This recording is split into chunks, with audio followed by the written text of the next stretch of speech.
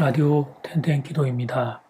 오늘 날마다 죽기로 큐티 본문은 디모데전서 2장 1절에서 15절 말씀입니다. 디모데전서 2장 1절에서 15절 말씀. 오늘은 이웃을 위한 기도를 하라. 이 주제를 묵상하겠습니다. 우리 인간에게는 중보자가 필요합니다. 중보자가 없이는 죄인된 인간이 하나님 앞에 설 수 없기 때문입니다. 중보자는 오직 한 분, 예수 그리스도 우리 주님이십니다. 5절 말씀. 하나님은 한 분이시요 또 하나님과 사람 사이의 중보자도 한 분이시니 곧 사람이신 그리스도 예수라. 하나님과 사람 사이에 다리를 놓을 수 있는 중보자는 오직 한 분 예수 그리스도이십니다. 이 분명한 전자의 성도인 우리도 예수님의 본을 받아 이웃을 위한 기도를 해야 합니다. 그래서 바울도 디모데에게 이웃을 위한 기도의 사역을 부탁하고 있습니다. 1절 말씀. 그러므로 내가 첫째로 권하노니 모든 사람을 위하여 간구와 기도와 도구와 감사를 하되. 여기서 첫째라는 단어는 우선순위를 의미합니다. 사역의 우선순위를 이웃을 위한 기도로 삼으라는 것입니다. 우리는 주의 일이라고 하면 봉사와 전도를 먼저 떠올립니다. 맞습니다. 봉사와 전도는 너무 귀한 주의 일입니다. 그런데 기도하는 것은 주의 일로 생각하지 않는 경량, 그걸 지금 다루고자 하는 것입니다. 왜 사람들이 기도하는 것을 주의 일로 생각하지 않습니까? 봉사와 전도는 활동성이기 때문에 주의 일로 생각하고 기도는 비활동적이라 주의 일로 생각하지 않는 것입니다. 그러나 바울은 디모데에게 기도가 사역의 우선순위 첫째라고 가르칩니다. 그러면 우리는 누구를 위해 기도를 해야 합니까? 2절 말씀을 보면 임금들과 높은 지위에 있는 모든 사람을 위하여 하라. 이는 우리가 모든 경건과 단정함으로 고요하고 평안한 생활을 하려 함이라. 이 말씀은 우리가 모든 사람을 위해서 기도를 해야 하지만 특별히 지도자를 위해 기도하라는 것입니다. 그 이유는 이어지는 2절 말씀에 자세히 기록되어 있습니다. 이는 우리가 모든 경건과 단정함으로 고요하고 평안한 생활을 하려 함이라. 다시 말하면 그들이 지도자들이기 때문입니다. 그들의 잘못된 결정은 바로 우리에게 영향을 미칩니다. 우리는 우리 자신의 평안한 생활을 위해 기도할 필요가 있습니다. 물론 어려운 상황이 와도 그런 상황에서도 신앙을 지키며 살아야 합니다. 그러나 기독교는 가학적인 종교가 아닙니다. 일부러 어려운 상황을 만들고 그 상황에 자신을 집어던지는 그런 종교가 아닙니다. 어쩔 수 없이 그런 상황이 되면 그런 가운데도 믿음으로 돌파하는 것이지 일부러 어려운 상황을 만드는 가학적인 종교가 아닙니다. 부모들은 자녀들이 더 나은 인생을 위해 기도합니다. 자녀들의 건강, 학업, 만남, 진학, 취업, 결혼, 출산 등 삶의 모든 영역을 위해 기도합니다. 그런데 신앙을 위해서도 기도해야 합니다. 특별히 자녀들이 평안한 가운데 신앙생활을 할 수 있는 그런 세상이 될 수 있도록 기도해야 합니다. 그것이 곧 지도자를 위해 기도하는 것입니다. 지도자의 책임은 그만큼 막중하기 때문입니다. 그냥 나 혼자만 신앙생활 잘하면 되지 그렇게 생각하면 안 됩니다. 우리는 이 땅에서 나라와 민족이라는 공동체에 속해 살고 있습니다. 그래서 내가 속한 나라가 신앙생활 하기 힘들게 되면 그러면 나 개인이 아무리 열심히 신앙생활을 해도 힘들 수밖에 없습니다. 극단적인 얘기지만 만약 북한과 같은 상황이 된다면 우리와 우리 자녀들의 신앙생활은 어떻게 되겠습니까? 상상하기에도 끔찍한 일입니다. 세대 간의 오해 중에 하나가 여기에 있습니다. 젊은 세대들은 부모님이 왜 그렇게 나라를 위한 기도를 중요하게 여기는지 이유를 알지 못합니다. 부모님들은 힘들고 어려운 나라의 상황을 겪어보셨기에 그렇게 말씀하시는 것입니다.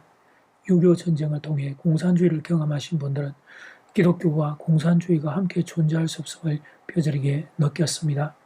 배고프고 굶주림을 경험했던 부모님들은 힘없는 나라의 삶을 뼈저리게 느끼셨습니다. 그래서 우리 자식은 잘 사는 나라에서 마음껏 하나님을 예배할 수 있는 나라에서 살기를 원하셨던 것입니다. 그리고 그렇게 기도하셨던 것입니다. 해마다 여름 방학이면 청년들과 함께 동남아 지역으로 단기 선교를 다녔습니다. 그 걸음을 통해 많은 걸 배울 수 있었습니다. 동남아 국가 사람들이 한국을 얼마나 부러워하는지 모릅니다. 같은 아시아권인데 어떻게 그렇게 기적적으로 부흥을 해서 잘 사는 나라가 되었는지 정말 부러워합니다. 다 하나님의 은혜요 축복 때문입니다. 그리고 좋은 지도자들이 이 나라를 이끌어 주었기 때문입니다. 동남아 국가들의 부정부패는 말로 형언할 수가 없습니다. 지도자들이 나라를 생각하지 않습니다. 자기와 자기 친족만 생각합니다. 권력을 이용해 돈을 버는 것, 그것에만 혈안이 되어 있습니다. 그래서 외국의 원조가 들어와도 그것이 나라를 위해, 국민을 위해 사용되지 않습니다. 지도자 자신과 친족들의 배를 불리는 데에만 사용됩니다. 그러니 위가 그렇게 부패하니 아래까지 다 쓰고 있습니다. 그러니 잘 사는 나라가 될 수 없는 것입니다. 다람쥐 쳇바퀴 돌듯이 가난이 계속 반복되는 것입니다. 나라를 위해 기도해야 합니다.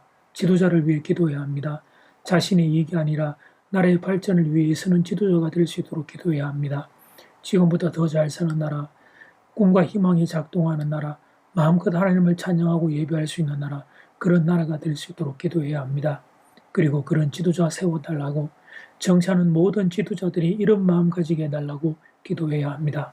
그 어느 때보다 나라를 위한 기도가 필요한 때입니다. 이제 첫 번째 기도 시간입니다. 받은 말씀과 개인 기도 제목을 가지고 함께 기도하는 시간입니다. 이 시간 다 함께 마음을 모아 주님 앞으로 나아가겠습니다.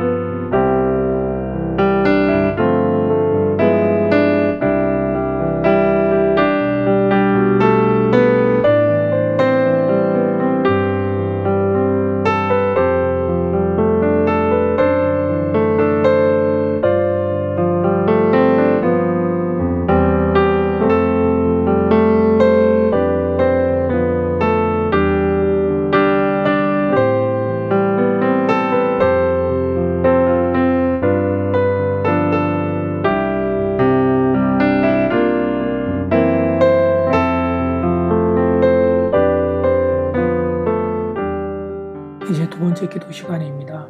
차근 1번 이웃을 위한 기도가 사역의 우선순위임을 배웁니다. 차근 2번 나라와 지도자를 위해 기도해야 합니다. 이 시간 다 함께 마음을 모아 기도드리겠습니다.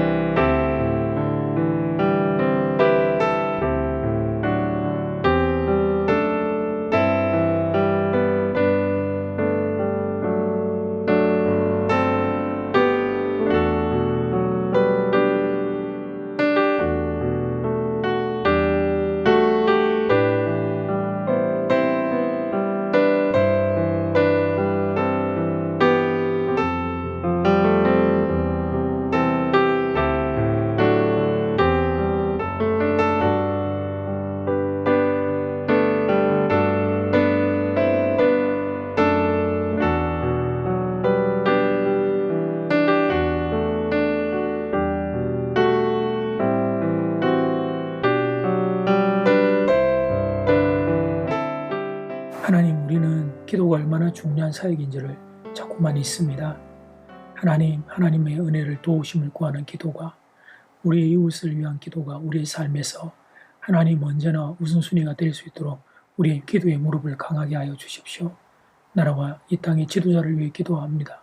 하나님을 두려워하고 국민을 사랑하는 하나님, 그런 지도자를 세워주시고 그런 지도자들로 빚어주시옵소서. 사랑하는 성도들이 살아나는 다음 세대가 마음껏 하나님을 예배하고 찬양할 수 있는, 하나님의 말씀이 거대한 강물이 되어가는 복받는 땅 될 수 있도록 은혜 베풀어 주시옵소서. 예수님 이름으로 기도드립니다. 아멘. 이제는 각자 개인적으로 기도하시면 되겠습니다. 평안한 밤 되십시오.